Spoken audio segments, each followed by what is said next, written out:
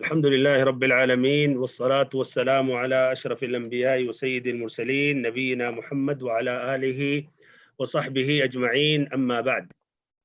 भाइयों और محترم साथियों और बहनों, पहला जो सुमन पढ़ा गया उसमें अल्लाह रब्बुल इज़्ज़त ने इस कुरान की अज़मत बयान की।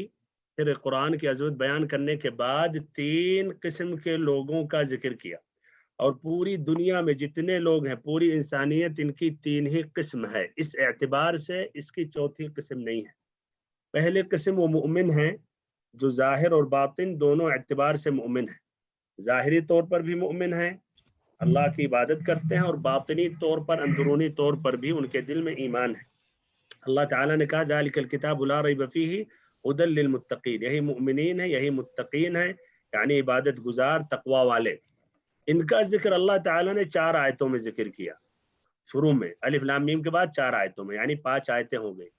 फिर दूसरी जो किस्म है इंसानियत की, वो है जो कुफ्फार, जो जाहिर में भी काफिर हैं और बातिन में भी काफिर हैं, अल्लाह की नाफरमानी करते हैं, अल्लाह ताला के रसूलों पर ईमान नहीं लाते हैं, जाहिरी तौर पर अपनी ज़बानों से भी कहते हैं, और अंदरूनी तौर पर भी वो ईमान नहीं लाते हैं। इनको अल्लाह ताला ने इनका जिक्र 2 आयतों में किया, इन्नल्लज़ीना कफ़रू सवाउन अलैहिम अनज़रतहुम अम लम तुनज़िरहुम ला युमिनून। फिर उसके बाद अल्लाह ताला ने 13 आयतों में तीसरी जो किस्म है, तीसरी किस्म क्या हो सकती है? क्या रहा है भाई को जवाब दे सकते हैं? तीसरी किस्म क्या हो सकती है? इसलिए एक दूसरी आयत है, हुवल्लज़ी खलक़कुम फमिनकुम काफ़िरुन व मिनकुम मुमिन, एक काफिर और एक मुमिन है। तो तीसरी किस्म क्या है? हाँ, भाइयों ने जवाब भेज दिया माशाअल्लाह, कहा कि वो हैं मुनाफिक। तो मुनाफिक वो हैं जो जाहिर में ईमान ला रहे हैं, लेकिन बातिन में, दिल में शक है, रोग है, और ईमान नहीं लाते हैं अल्लाह पर, या ऐसे अल्लाह के रसूल पर, या ऐसे ही जो चीजें बुनियादी हैं उस पर शक करते हैं, और शक उनका कवी है। शुबह ये नहीं कि एक वसवसा है, शक करते हैं और इस शक को जाहिर करते हैं अपने टीमों में। बहरहाल ये 3 किस्मों के बाद अल्लाह ताला का जो पहला हुक्म कुरान में आया, भाइयों इससे पहले सूरत फातिहा से लेकर अब तक इस आयत से आयत 20 तक कोई भी हुक्म अल्लाह ताला का नहीं आया, यानी अल्लाह ताला ने कोई हुक्म अपने बंदों को नहीं दिया। पहला जो हुक्म आया वो आयत नंबर 21 में आया, या अय्युहन नास। और सुभान अल्लाह, गौर करे, खिताब है या अय्युहन नास, पूरी इंसानियत से, सिर्फ मुसलमानों से नहीं। या अय्युहल्लज़ीना आमनू नहीं कहा। हिकमत देखिए कि कुरान की इब्तिदा में ये खिताब सबसे, तमाम लोगों से किया गया, और ये कुरान इसलिए ये तमाम लोगों के लिए, पूरी दुनिया वालों के लिए है। और ये इस्लाम सिर्फ मुसलमानों के लिए नहीं है, न अरबों के लिए है, बल्कि अल्लाह ताला ने तमाम इंसानियत की निजात के लिए अपने नबी मोहम्मद सल्लल्लाहु अलैहि वसल्लम को भेजा कि उनकी इत्तिबा की जाए, और उन पर ये कुरान नाजिल किया, ये मुअजिज़ा, ताकि क़यामत की सुबह तक ये दलील रहे कि वो नबी सल्लल्लाहु अलैहि वसल्लम सच्चे हैं। इसलिए कि अरबों के कलाम से हटकर है, आप सल्लल्लाहु अलैहि वसल्लम अरबी थे और ये कलाम लाए, लेकिन अरब से अल्लाह ने चैलेंज किया इसी सूरत में कि फ़अतू बिसूरतिन मिन मिस्लिही का जिक्र आया कि एक सूरत उसकी तरह ला दो, अगर तुम्हें शक है नबी सल्लल्लाहु अलैहि वसल्लम के बारे में। व इन कुंतुम फी रैबिन मिम्मा नज़्ज़लना अला अब्दिना, हमने जो अपने बंदे पर नाजिल किया है, अगर उसके बारे में शक है तो तुम भी एक सूरत ले आओ। नहीं ला सके। और उससे पहले कहा 10 सूरतें, नहीं ला सके। और उससे पहले कहा फलियअतू बिहदीथिम मिस्लिही, कुरान की तरह एक हदीस, कुरान की तरह कलाम लाए। पूरी अरब आजिज रही भाइयों, और उन्होंने तस्लीम किया कि ये जो कलाम है ये अल्लाह ताला का कलाम है, ये इंसान का कलाम नहीं हो सकता। और जो मुंसिफ, जिन्होंने इंसाफ, जिनके अंदर अदल है, जिनको हक की तलाश है, उन्होंने इस्लाम भी कबूल किया। और जिनके दिलों में रोग है और मरज है, हसद है, बुग़्ज़ है, तो वो तो ईमान नहीं लाएंगे, चाहे डायरेक्ट उनके दिल पर कुरान नाजिल हो जाए। बहरहाल भाई और मुहतरम साथियों, तो ये पहला जो हुक्म है पूरी इंसानियत से, अल्लाह ताला ने क्या कहा, या अय्युहन नास उअबुदू रब्बकुम, अपने उस रब की इबादत करो। उअबुदू रब्बकुम अल्लज़ी खलक़कुम, जिसने तुम्हें पैदा किया और तुमसे पहले के लोगों को पैदा किया, जिसने आसमान को छत बनाया, जमीन को फर्श बनाया, इला आखिरिही। फिर कहा फला तजअलू लिल्लाहि अंदादा, तो अपने रब के साथ किसी को भी शरीक मत ठहराओ। अल्लाह अकबर। पहला जो हुक्म है तमाम इंसानियत से कि सिर्फ और सिर्फ एक अल्लाह की इबादत करो। इसी को कहते हैं अकीदा इस्लामिया, इसी को कहते हैं तौहीद, یعنی اللہ تعالیٰ کے لیے عبادت کو خالص کرنا، صرف اللہ تعالیٰ کو عبادت کا مستحق سمجھا جائے۔ یہ آیت کریمہ سبحان اللہ، ایک نیو مسلم بھائی کے ساتھ میری ملاقات ہوئی، کہا کیسے آپ نے اسلام قبول کیا؟ کہا یہ قرآن مجید کا ترجمہ کسی مسلمان بھائی نے دیا تو میں نے پڑھنا شروع کیا، سورۃ الفاتحہ سے پڑھا، پھر ایسے ہی متقیوں کا ذکر آیا، کافروں کا، پھر منافقین کا، پھر اس آیت نمبر 21 میں یا ایھا الناس اعبدوا ربکم، پھر آگے جا کر فلا تجعلوا للہ اندادا، تو اللہ تعالیٰ کے ساتھ کسی کو بھی شریک مت ٹھہراؤ۔ کہنے لگا ہماری فطرت جگ گئی، اور کہا یہ دین حق ہے جس کے تابع دار ہیں، جس کے جو اس دین میں داخل ہوتے ہیں وہ صرف اور صرف ایک اللہ کی عبادت کرتے ہیں، اور وہی یہ فطرت کے مطابق ہے۔ بھائی اور محترم ساتھیوں، پھر ایسے ہی دوسرا جو ثمن تھا اس میں جو تلاوت کی گئی اس میں آدم علیہ السلام کی فضیلت ظاہر ہوئی، اور فضیلت کا سبب علم ہے، اور علم جب کہا جاتا ہے تو سب سے پہلے اس میں شرعی علم داخل ہوتا ہے، قرآن اور حدیث کا علم، تو ہمیں اس کا اہتمام کرنا چاہیے۔ ایسے ہی پھر ان سے جو غلطی ہو گئی انہوں نے توبہ کیا، اس میں یہ ہے فَتَلَقَّى آدَمُ مِن رَبِّهِ کلمات، کہ اللہ تعالیٰ کی طرف سے کچھ کلمات انہیں دیے گئے جو پھر اللہ نے انہیں معاف کیا۔ اس کی روشنی میں بہت سے لوگ لمبی چوڑی قصے بیان کرتے ہیں کہ عرش کے پاس لکھا ہوا تھا محمد، اور نبی صلی اللہ علیہ وسلم کا وسیلہ پکڑا۔ یہ کہنے کی بات ہے، اس میں صحیح مستند روایتیں نہیں ہیں، بلکہ قرآن مجید کی آیتوں کی تفسیر، بہتر طریقہ تفسیر کا ہے کہ قرآن مجید کی دوسری آیتوں سے کی جائے۔ بھائیو یہ بھی ایک قاعدہ بیان کر دوں، قرآن مجید کی آیتوں کی تفسیر سب سے عمدہ قسم کی تفسیر کیا ہے؟ یعنی ہم یا آپ اپنا اجتہاد کریں یا ایک عالم بھی اجتہاد کریں، نہیں۔ نمبر ایک، قرآن مجید کی آیتوں کی تفسیر قرآن مجید کی دوسری آیتوں سے کی جائے، یہ سب سے عمدہ ہے۔ اور دوسرے قسم کا پھر دوسرے نمبر پر ہے کہ قرآن مجید کی آیتوں کی تفسیر نبی صلی اللہ علیہ وسلم نے اپنے احادیث مبارکہ میں کیا۔ پھر نمبر تین، صحابہ کرام جنہوں نے نبی صلی اللہ علیہ وسلم سے سیکھا اور جانتے تھے کہ کب نازل ہوا، کیوں نازل ہوا، اس کی وجہ کیا ہے۔ پھر اس کے بعد تابعین جنہوں نے صحابہ کرام سے سیکھا، پھر عربی زبان کی اعتبار سے۔ لیکن ہم آ کر اس صدی میں اپنے حساب سے، اپنے مزاج سے قرآن کو توڑے پھوڑے اور اس کی ترمیم کریں، اپنے حساب سے اپنے مزاج کے مطابق اس کو سیٹ کریں، پھر کہیں یہ تفسیر ہے، تو یہ تو زبردستی ہے، اور یہ القول علی اللہ بلا علم ہے، کہ اللہ تعالیٰ کی طرف سے، اللہ تعالیٰ کی طرف ہم ایسے علم منسوب کر رہے ہیں جس پر دلیل نہیں ہے، اور یہ بہت ہی خطرناک ہے۔ یہ آئے گا سورۃ الانعام میں کہ یہ شرک سے بھی بدترین جرم ہے، وَأَن تَقُولُوا عَلَى اللَّهِ مَا لَا تَعْلَمُونَ، جس کا علم نہیں ہے وہ اللہ تعالیٰ کی طرف تم منسوب کرو۔ تو بہرحال یہ قرآن مجید کی اس آیت کی تفسیر سورۃ الاعراف میں، یہ بھی انشاءاللہ جب وہ ٹائم آئے گا، آیت نمبر اس کی 23 ہے، قَالَ رَبَّنَا ظَلَمْنَا أَنفُسَنَا وَإِن لَّمْ تَغْفِرْ لَنَا وَتَرْحَمْنَا لَنَكُونَنَّ مِنَ الْخَاسِرِينَ۔ تو یہ کلمات کی وضاحت وہ دوسری صورت میں ہو گئی۔ بارک اللہ فیکم۔ تفسیر پیش کرنے کے متعلق تو ادھر ذکر کر رہا ہوں۔ پہلی بات، اللہ رب العزت نے یہاں البقرہ کا واقعہ ذکر کیا، اور اسی واقعے کی وجہ سے اس سورت کا نام ہے سورۃ البقرہ۔ اگر آپ سوال کرنا چاہ رہے ہیں کہ اس سورت کو البقرہ کیوں کہا گیا ہے، تو اس لیے اس میں یہ جو عجیب اور ایک عجیب واقعہ آیا موسیٰ علیہ السلام کے زمانے میں، البقرہ گائے والا واقعہ، اسی کی نسبت اس قصے کی طرف یہ قصے کو اس کی اہمیت کی وجہ سے پورے سورت کا نام البقرہ رکھا گیا۔ تو یہ واقعہ یہ ہے مختصراً کہ بنو اسرائیل میں کسی شخص نے ایک کو قتل کر دیا اور کسی نے نہیں دیکھا قاتل کو۔ اب وہ موسیٰ علیہ السلام کے پاس آئے اور کہنے لگے کہ بتائیں کہ کس نے اس کو قتل کیا ہے۔ انہوں نے اللہ تعالیٰ سے دعا کی تو اللہ تعالیٰ نے حکم دیا کہ ایک گائے ذبح کرو۔ اب یہ ان کے اندر جو ایک جو جس کو کہتے ہیں تنطع، یعنی ایک تکلف والی جو بات، اللہ نے کہا ایک گائے ذبح کرو، تو ایک گائے یعنی کوئی بھی گائے جس کو گائے کہتے ہیں، المہم گائے ہو، بیل نہیں ہو، گھوڑا نہیں ہو، بکرا نہیں ہو۔ اب وہ کہنے نہیں کون سی گائے، گائے تو بہت ہے، اس کے حقیقت کیا ہے، اس کی عمر کتنی ہونی چاہیے، اس کا کلر کیا ہونا چاہیے۔ کلر کے بعد بھی کہا کہ ابھی بھی واضح نہیں ہوا ہے، تو ابھی بھی بہت سے بکریاں، بہت سے گائے ہیں، ان البقرہ تشابہ علینا۔ پھر اس کے بارے میں اور بھی جب تفصیل بتایا تو پھر انہوں نے جب ڈھونڈا تو صرف ایک گائے ملی، اور پھر اس کے بعد انہوں نے جب ذبح کیا اس کا ٹکڑا اس مقتول پر اللہ تعالیٰ کے حکم سے جب مارا تو وہ اللہ نے اس کو زندہ کر دیا اور اس نے قاتل کا نام لے لیا، پھر اس کے بعد عمر گیا۔ المہم اس میں بے شمار فائدے ہیں کہ اہم جو فائدہ ہمیں اس سے جو حاصل ہے وہ یہ ہے کہ دین میں تکلف کرنے سے بچنا چاہیے، اور خود نبی صلی اللہ علیہ وسلم زیادہ سوال کرنے سے آپ منع کرتے تھے، نہا عن کثرت السؤال و اضاعت المال، بکثرت سوال کرنے اور ایسے مال کو خرچ کرنے سے یعنی اسراف کرنے سے منع کیا۔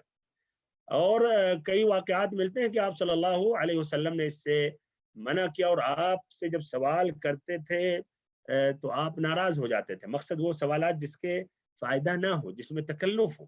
تو علی سبیل مثال آپ یہ بخاری و مسلم کی روایت ہے، حج کے ایام میں آپ نے کہا کہ اے مؤمنو، اللہ تعالیٰ نے تم پر حج فرض کیا ہے، حج فرض کیا ہے۔ ایک شخص کہنے لگا کہ اے اللہ کے نبی ہر سال؟ تو آپ صلی اللہ علیہ وسلم خاموش ہو گئے، یعنی آپ کو یہ سوال اچھا نہیں لگا،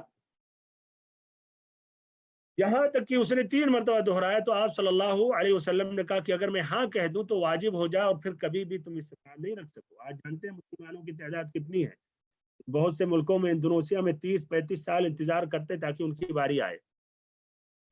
بہرحال آپ نے کہا ضرور ما ترکتکم، کہ مجھے چھوڑ دو جب تک میں یعنی یہ تفصیل جب تک میں نہیں بتاؤں، چھوڑ دو ہمیں۔ اور اس سے پہلے جو امتیں ہلاک ہوئی ہیں یہ کثرت سوالات کی وجہ سے اور اپنے انبیاء کی جو مخالفت کرتے تھے۔ پھر آپ نے قاعدہ بتایا امت کو، یہ بھائیو عبرت کی بات ہے اس میں، اذا امرتکم بشیء فأتوا منہ ما استطعتم واذا نہیتکم عن شیء فدعوه، کہ جب میں کسی چیز کا حکم دوں تو وہ جتنی استطاعت ہو اس کو تم پورا کرو، اور جس سے میں روکوں تو اس سے مکمل طور پر دور ہو جاؤ۔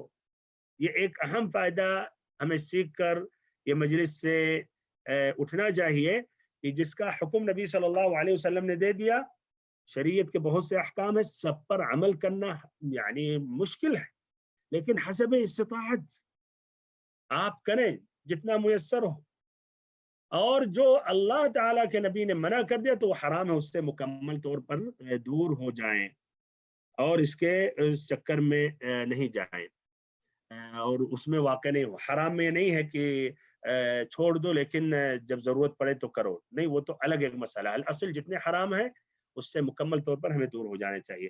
آخری آیت اس میں ہے کہ اللہ تعالیٰ نے بنو اسرائیل کے بارے میں ذکر کیا، ثم قست قلوبکم، کہ تمہارے دل پھر بہت ہی سخت ہو گئے، پتھر کی طرح ہو گئے۔ تو اللہ المستعان، اس سے واضح ہوا کہ بہت سے انسان کے ایسے دل ہوتے ہیں جو پتھر کی طرح ہوتے ہیں، بہت ہی سخت ہوتے ہیں، نہ اس میں بھلائی داخل ہوتی ہے نہ اس میں اللہ کا ذکر داخل ہوتا ہے، یعنی اللہ کا ذکر کرنے سے محروم رہتے ہیں، اور ظاہر بات ہے ایسا دل بہت ہی پریشان رہتا ہے اور ایسے ہی اس میں تاریکیاں چھائی ہوتی ہیں۔ اور ایک اہم سبب ہے تاکہ یہ دل ہمارا پگھلے، نرم ہو، ہم اللہ کا ذکر کریں۔ بھائیو، الحسن البصری رحمہ اللہ کے پاس ایک شخص آیا اور اس نے کہا کہ اے الحسن، یا اے امام، یا اے شیخ، ہمارا احساس کر رہے ہیں کہ ہمارا جو سینہ ہے یہ سخت ہو گیا ہے۔ تو انہوں نے کہا ادبہ بذکر اللہ عز وجل، کہ اسے اللہ تعالیٰ کے ذکر کے ذریعے پگھلاؤ۔ تو بھائیوں اور بہنوں، رمضان مبارک کے مہینے میں ہیں، یہ بہترین چانس ہے کہ اپنے دل کو جو سخت ہو چکا ہے اس کو ہم ہلکا کریں، یا ایسے ہی اس کو ہم نرم کریں۔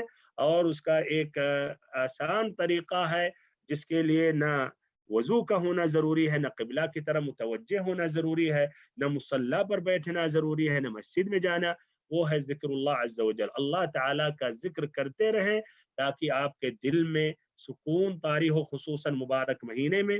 مبارک مہینے میں یہ اعمال صالحہ کا ثواب اور بڑھ جاتا ہے، معظم ہو جاتا ہے، اور کئی گنا اللہ تعالیٰ بڑھا دیتا ہے۔ تو یہ بہترین چانس ہے، اور جسے توفیق اس مبارک مہینے میں نہیں ہوئی اور اس کا دل ابھی بھی سخت رہا تو اللہ المستعان، وہ تو پھر یہ ایک خصوصی علاج تلاشے اپنے اس دل کے لیے، اس لیے وہ حقیقت میں بیمار نہیں ہو چکا بلکہ مردہ ہو چکا ہے، اور ایسے دل پر صلاۃ الجنازہ، جنازہ کی نماز پڑھنے کی ضرورت ہے۔ اللہ تعالیٰ سے دعا کرتے ہیں ہم میں سے جتنے بھائی یہاں سن رہے ہماری بات، ان میں سے کوئی ایسا بھائی یا بہن نہ ہو جن کا دل اس قدر مردہ ہو چکا ہو، اور اگر کسی کے دل میں کچھ سختی ہے اور ایسے ہی اس میں قسوت ہے تو اللہ تعالیٰ سے ہم دعا کرتے ہیں کہ اللہ تعالیٰ ہمارے اس دل سے اس قسوت کو، اس شدت کو، اور ایسے ہی اس میں جو تاریکیاں چھا گئی ہیں ختم کرے، اور اللہ تعالیٰ اپنے ذکر سے ہمیں وہ ذکر کرنے کی توفیق دے اور اس ذکر کے ذریعے